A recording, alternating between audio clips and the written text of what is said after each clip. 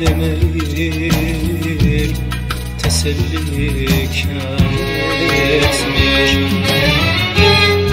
Avutamaz hiçbir şey, o aklımdan çıkıyor. Bana bir şey demeyim, teselli kâr etmiş.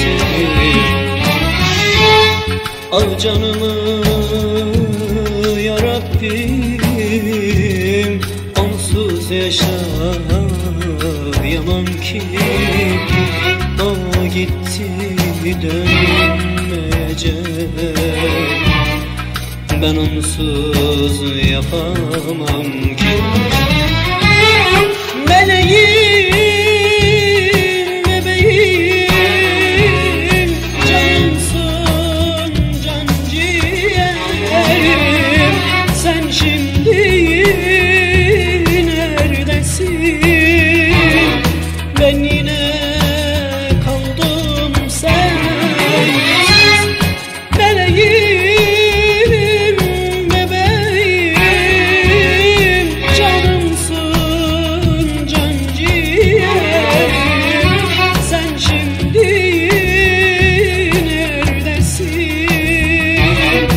Ben umutsuz, çaresizim.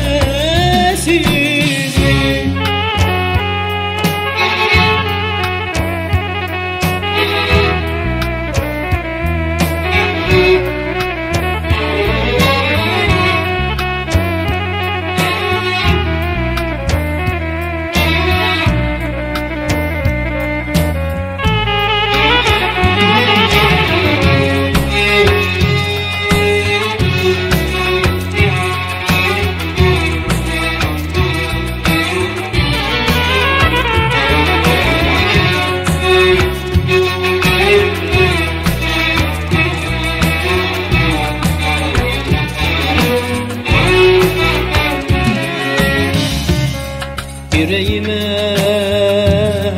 taş basıp umudumu sakladım. Bir ümit ışığıyla döner diye katlandım. Yüreğime taş basıp umudumu sakladım.